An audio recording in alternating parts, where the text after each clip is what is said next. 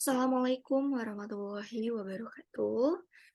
Perkenalkan nama saya Diza Resti Purwaningtyas dari kelas A nomor presensi 01 dengan NIM 14106200080.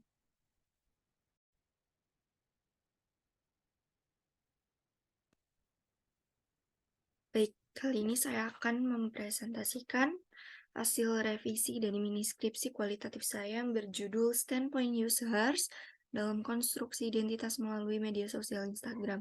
Studi deskriptif kualitatif pada mahasiswa ilmu komunikasi Universitas Negeri Jakarta.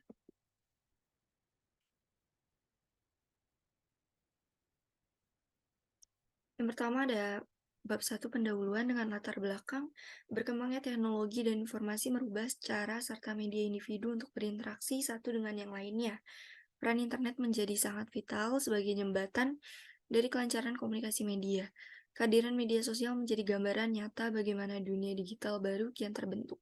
Kehadiran internet dan media sosial memudahkan serta memberi kenyamanan kepada para penggunanya untuk menerima, mencari, serta menyebar informasi dari seluruh penjuru dunia dalam waktu yang bersamaan. Menurut Nasrullah dalam Sakti 2013, media sosial merupakan medium yang memungkinkan para penggunanya mempresentasikan dirinya pada internet dalam hal berinteraksi, bekerja sama, berbagi, berkomunikasi dengan pengguna lain, hingga membentuk ikatan sosial secara virtual. Pada nyatanya, kehadiran media sosial pula yang dapat meleburkan ruang privasi seseorang dengan publik.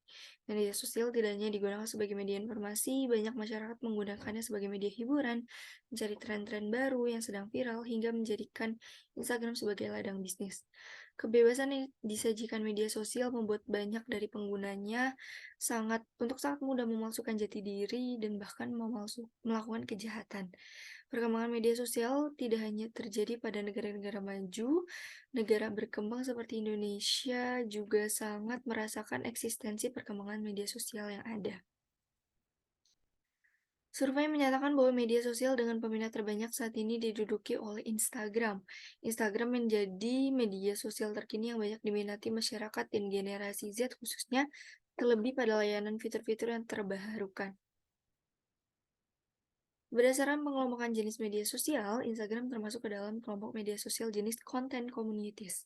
Media sosial Instagram yang merupakan ciptaan Kevin Systrom dan Mike Krieger memiliki fitur efek foto yang menjadi karakteristik dari media sosial, hingga terjadi partisipasi atau partisipan, keterbukaan opponent, percakapan conversation, komunitas community, dan keterhubungan contentness.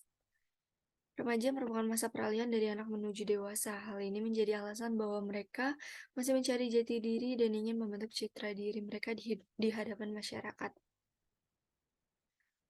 Menurut Maureen dan Stella Rosa dalam Narita and Noriski 2022, citra diri merupakan penilaian seseorang individu terhadap dirinya sendiri. Citra diri dapat dimaknai sebagai gambaran diri sendiri mengenai fisiknya sendiri. Nah, di sini juga terdapat data masalah yang diangkat dalam penelitian ini yang saya taruh dalam latar belakang, yaitu berdasarkan laman berita Forbes, dijelaskan bahwa kesalahan identifikasi disebabkan oleh adanya ketidakaturan suatu informasi yang diberikan melalui media sosial. Tentu hal ini tidak lepas dari adanya suatu kepentingan pribadi, misalnya kasus penggirangan opini terhadap suatu objek oleh para oknum yang tidak bertanggung jawab. Seperti yang dijelaskan di dalam artikel ini yang membahas tentang cyberbullying yang terjadi melalui rekonstruksi identitas di media sosial. Dapat disimpulkan bahwa dalam artikel ini bahwasanya rekonstruksi identitas menjadi hal yang harus diwaspadai karena dapat berdampak berbagai macam masalah yang ditimbulkan. Identitas merupakan bagian penting dari konsep diri. Identitas merupakan bagian dari diri kita yang dikenal oleh orang lain. Masuk ke fokus penelitian, berdasarkan latar belakang di atas, maka fokus penelitian dari penelitian ini yaitu bagaimana peran pengguna dalam rekonstruksi identitas melalui media sosial Instagram pada mahasiswa ilmu komunikasi Universitas Negeri Jakarta. Tujuan penelitian, adapun tujuan penelitian dari penelitian ini yaitu untuk mengetahui peran pengguna dalam konstruksi identitas melalui media sosial Instagram pada mahasiswa ilmu komunikasi Universitas Negeri Jakarta. Manfaat penelitian Ada dua di sini, yaitu secara akademis dan secara praktis. Secara akademis, hasil penelitian ini diharapkan mampu memperkaya hasanah ilmu pengetahuan serta kajian komunikasi, terutama pada bidang perkembangan media sosial khususnya Instagram dan konstruksi identitas pada mahasiswa. Secara praktis, penelitian ini diharapkan mampu memberikan implementasi praktik kepada praktisi-praktisi dalam bidang ilmu komunikasi terkait konstruksi identitas. Masuk ke bab 2, kajian teori. Yang pertama ada konsep. Konsep besar di sini yaitu komunikasi massa. Menurut Hartley dalam Perempuan Ningrum tahun 2020 mendefinisikan komunikasi sebagai sebuah interaksi di mana kedua belah pihak berpartisipasi dalam sebuah pertukaran informasi yang dapat dimengerti oleh keduanya.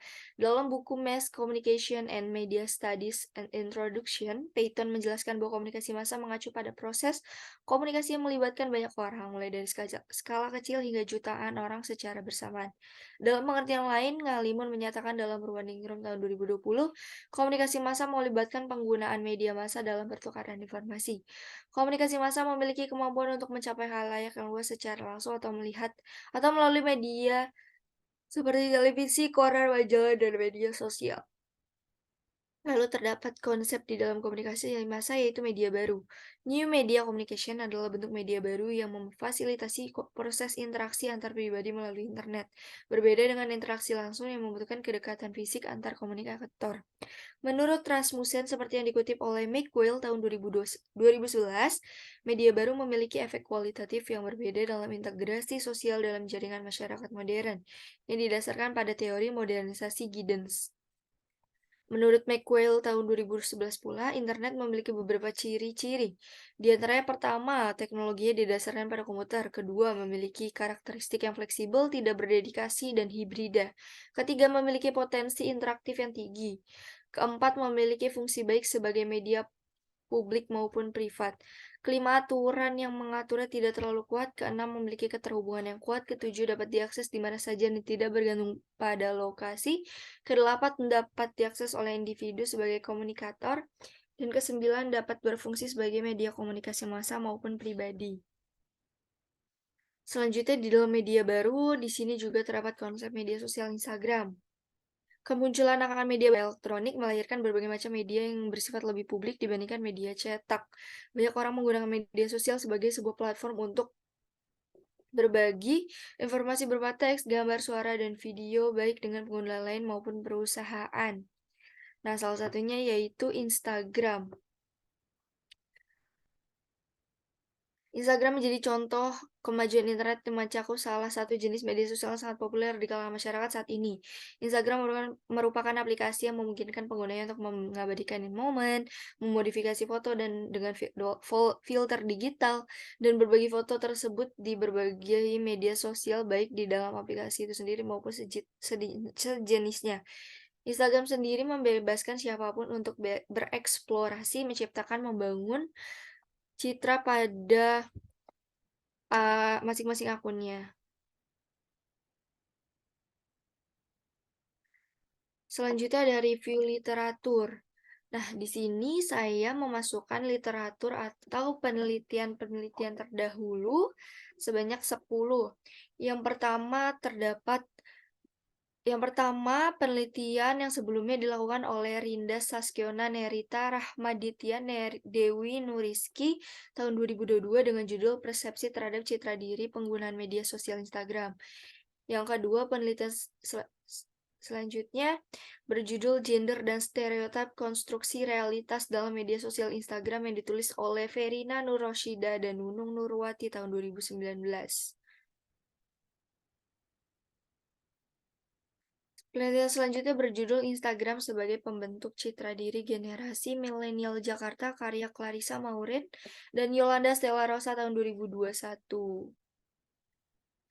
Penelitian selanjutnya ditulis oleh Nur Intan Andina, Ana Fitriana Purana, dan Rasti Kusumaningrum tahun 2022 dengan judul Konstruksi Identitas Pengguna Media Sosial LinkedIn. Penelitian selanjutnya berjudul Pengguna Media Sosial Instagram dalam Pembentukan Identitas Diri Remaja karya Bulan Cahya Sakti dan Muhammad Yulianto tahun 2013. Penelitian selanjutnya ditulis oleh Arifin Hakim, Ardini Mardiah Dika, Muhammad Irham, Nahla Nur Khalifah, Zulmi Ramdhani, Andi Amri tahun 2021 dengan judul Pembentukan Identitas Diri pada K-popers. Penelitian selanjutnya berjudul Gejolak Fujoshi dalam Media Sosial atau Peran Media Twitter dalam Pembentukan Identitas Kelompok Fujoshi karya Rosa Fitriana, Dias Restu Darmawan, Efriani, dan Denny Wahyu Apriyadi tahun 2021. Penelitian selanjutnya ditulis oleh Damas Rakanda, Rambatian Rakanda, Kristina Rohyanti, Kurnia Arafah tahun 2020 dengan judul Instagram dalam Pembentukan Identitas Diri Generasi Z. Penelitian selanjutnya berjudul Komunikasi Nonverbal Artifaktual melalui pakaian sebagai media pembentukan identitas diri pada mahasiswa bercadar di Universitas Bengkulu yang ditulis oleh Yosi Mertasari, Lisa Adrianti, Rasiana BR, Saragih Sari tahun 2021. Penelitian selanjutnya berjudul Transformasi Identitas Diri Perempuan Muslimah Bercadar melalui Media Sosial Instagram dan Kelompok Referensi Studi Fenomenologi pada Komunitas Niqab Squad Bandung yang ditulis oleh Aulian Syah Afri Antoni, Dedi Kurnaidi, dan Asep Nuraiman tahun 2020. Selanjutnya di sini terdapat tabel review literatur yang tadi sudah saya jelaskan yang meliput judul, persamaan, dan perbedaan dari masing-masing penelitiannya. Selanjutnya variabel, masuk ke bagian variabel. Variabel yang saya angkat pada mini skripsi penelitian kualitatif ini yaitu terdapat dua variabel. Yang pertama, standpoint users atau pandangan pengguna yang saya jelaskan melalui standpoint theory atau teori pandangan. Teori pandangan atau standpoint theory memberikan perhatian pada bagaimana kondisi atau keadaan hidup individu memengaruhi bagaimana individu itu memahami dan mengonstruksikan masyarakat sekitarnya atau social world.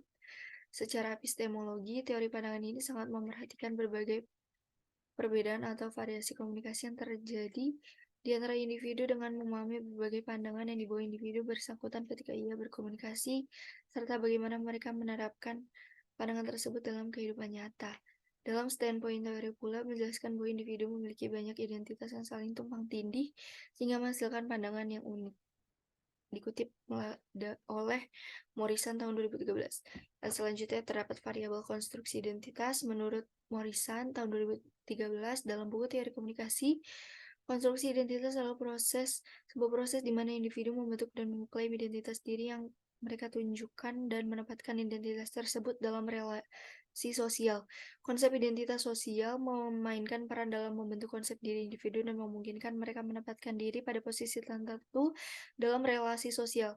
Selain itu, Astiti tahun 2018 mengungkapkan bahwa konstruksi identitas melibatkan kesadaran individu terhadap persepsi dan penilaian orang lain terhadap dirinya.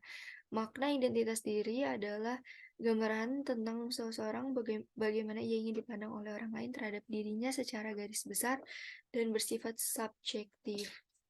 Masuk ke bab 3, metode penelitian. Yang pertama ada paradigma penelitian. Dalam sebuah penelitian, paradigma memiliki peran penting. Dikutip oleh Wenzel and Baby tahun 1994. Peneliti menggunakan paradigma interpretatif yang merupakan tindakan yang bermakna secara sosial melalui pengamatan terperinci langsung terhadap orang-orang secara alami untuk sampai pada pemahaman dan interpretasi tentang bagaimana orang menciptakan dan memelihara dunia sosial mereka.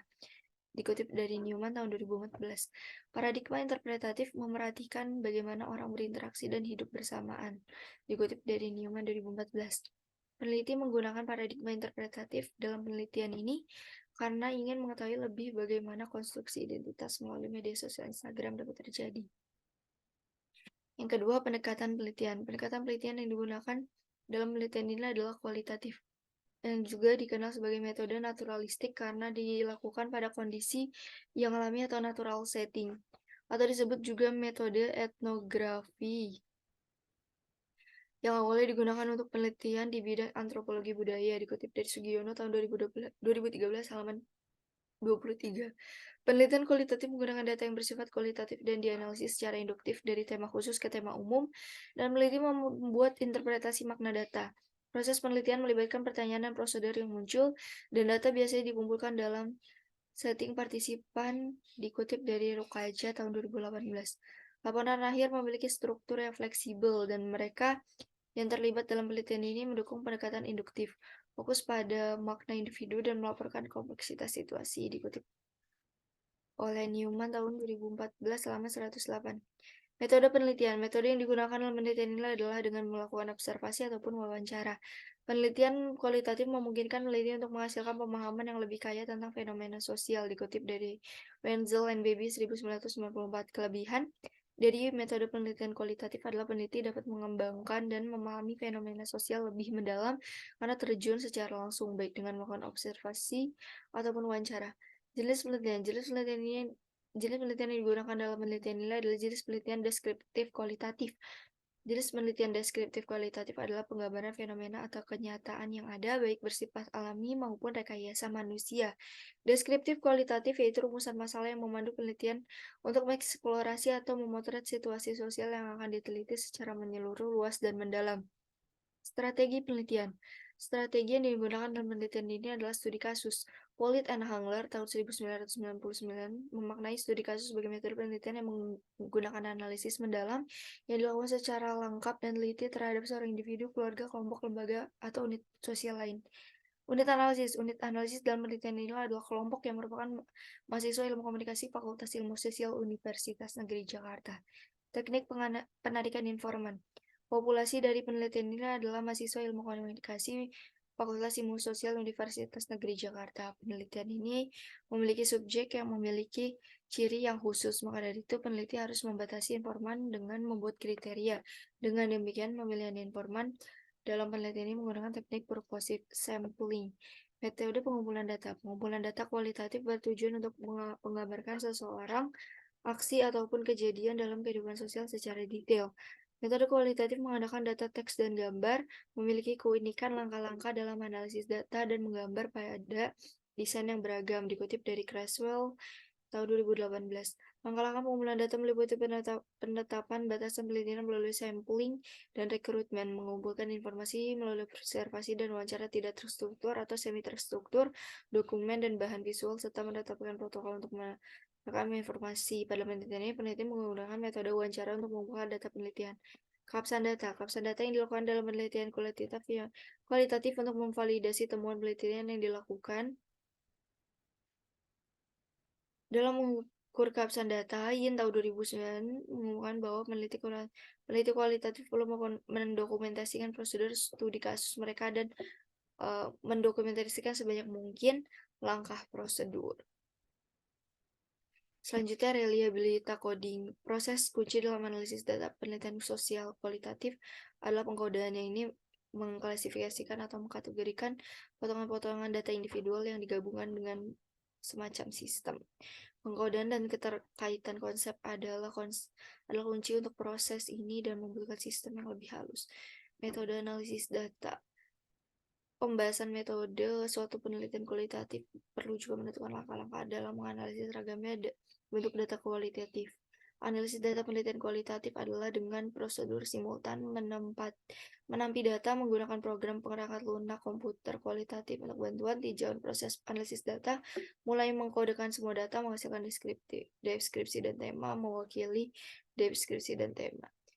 Keterbatasan dan kelemahan penelitian. Keterbatasan penelitian ini adalah sulitnya mengumpulkan data dari sampel, sebab sampel sulit untuk terbuka tentang pengalamannya.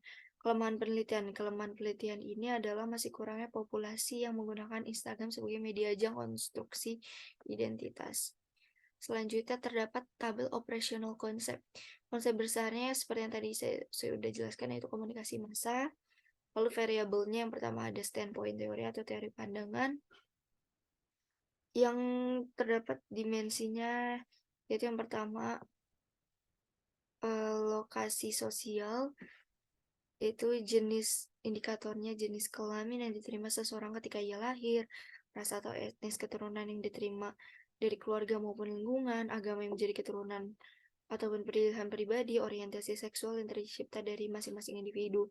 Dimensi kedua yaitu pengalaman hidup, dengan indikator latar belakang keluarga dari setiap individu yang berbeda dengan keluarga lainnya, pendidikan yang ditempuh individu sedari lahir, pekerjaan yang dijalankan oleh setiap individu, interaksi sosial yang tercipta antara individu dan lingkungannya.